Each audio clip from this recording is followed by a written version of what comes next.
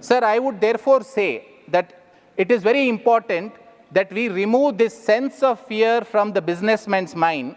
Sir, I would want to give the example of a policeman. Sir, we were told very early when we were young that when someone sees a policeman on the Indian road, we try to move away because we are little worried. In London or in England, when someone sees a policeman, they walk towards the policeman because they know they will get help from the policeman. Sir, our GST agencies, our ED agencies, our tax and enforcement agencies in relation to business need to be that helpful agency that someone should feel comfortable approaching for the purpose of seeking help. They should enforce law, but while they're enforcing law, they should be using some kind gloves. They should not be using an iron fist. Sir, I think, sir, this government, as I said, has done a splendid job in formalizing the economy. It has played the strict father for sufficient length of time. Maybe, sir, time has come that this government now needs to start playing a kind mother. Sir, fortunately, we have the finance minister who the leader of opposition called Mataji, and I would respectfully urge the Honorable Finance Minister to ensure that this industry, which needs to come and make private investment, needs to be goaded, maybe needs to be persuaded. It may need a little bit of careful hand-holding by the government, sir. Sir, the next issue is about job creation. Sir, I have seen the current scheme that is proposed. I have done a quick back of the envelope calculations. What I find, if you have to give this apprenticeship to 1 crore people in 500 companies over a period of 5 years, sir, it roughly works out to 4,000 people being granted this apprenticeship in each of the companies every year. Sir, it may be a tall ask. 5,000 rupees may be a little less. The suggestion I have for the Honorable Finance Minister is, could they scale it back a little? Instead of 1 crore, can they consider having a reasonable number of 20 or 30 lakhs to start with for the first 4-5 years? The apprenticeship amount needs to be something like 15,000 or 20,000 rupees. The pressure on the companies will be lesser. They may be able to take. Sir, I must also compliment the Finance Secretary who immediately clarified that this is not going to be a compulsive imposition on the industry. This has set certain concerns at rest. The government is starting from a good position, sir. We need imaginative, innovative solutions for the purpose of ensuring that we do this job creation. While the government's intent is something that I salute, sir, the scheme that has been spelled out in the budget, I have my slight reservations. I am not in a position to advise or guide the finance ministry. Sir, we have a very capable finance minister who has been presenting budgets for the 7 years, and I would think this is possibly one of our best budgets. I would request the Honorable Finance Minister to look into this aspect little more closely, sir. So then the next issue, which is a matter of concern for me, which I am sharing with this House, is about how do we tackle inequality. Sir, the government here may have to tread a very careful path. Sir, I don't find myself completely agreeing with my members on the right when they say that we need to have a more socialistic approach. Sir, please, I'm trying to get a better expression. But while we need to have welfare, sir, we cannot do it at the cost of development. India is in a development phase. I think the government is doing a balanced job of trying to balance development while providing welfare. But one area there is still some lacunae and the government may need to look at it little more seriously, sir, is this rising inequality. This needs to be addressed. Sir, I ask myself, do I have a silver bullet to suggest? Sir, I don't. There is no easy solution to this.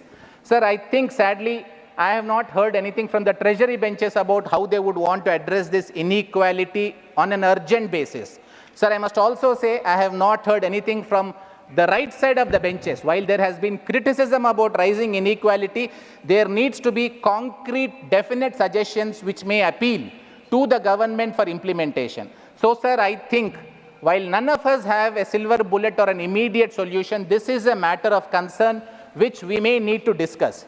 Sir, the last of my concerns, the previous point dovetails into this, sir. The last of my concerns is when issues like this arise, when we are in this very strange place where all of us are concerned, including the government and opposition about certain aspects, and I don't think, sir, there will be a debate that inequality has been rising. I don't think there will be a debate that this inequality needs to be addressed.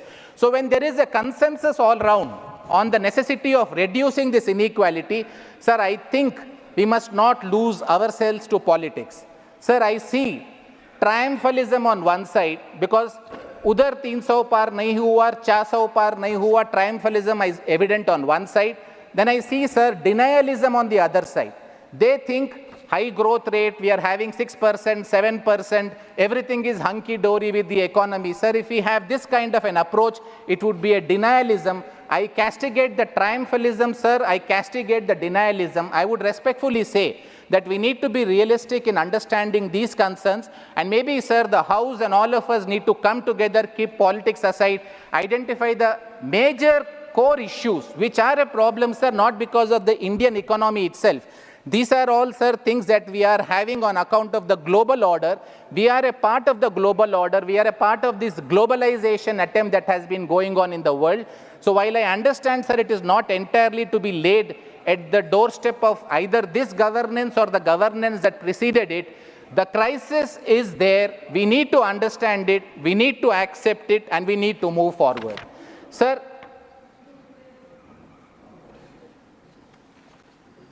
since I have a few more minutes, I just wanted to give 2 or 3 constructive suggestions from my side, sir.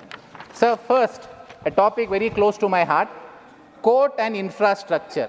Sir, I am happy, I would commend the finance minister that the budget for court infrastructure has been increased by 900 crores. Sir, from the previous year's budget, this is almost a 1/3 increase, sir.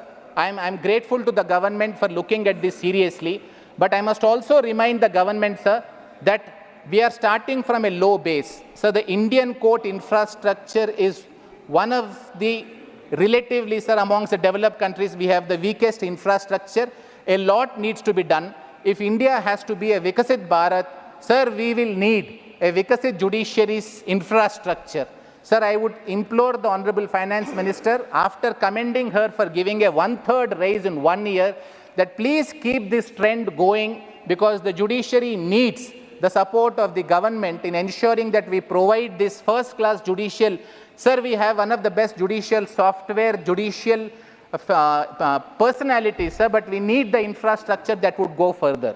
Sir, I also wanted to commend the government because for the first time, sir, I am seeing a legal and defense council system being allotted 200 crores. So for those who may not be well initiated into this, this means, sir, that when there are poor people who are not represented, the government is now saying we will provide you legal aid. Sir, earlier we always had this legal aid statutes and authorities, but they did not have the money. So this government has set apart 200 crores for the purpose of providing to legal aid council, which means a poor man can engage a good lawyer who will be paid a reasonable fee. He will come and defend the poor people.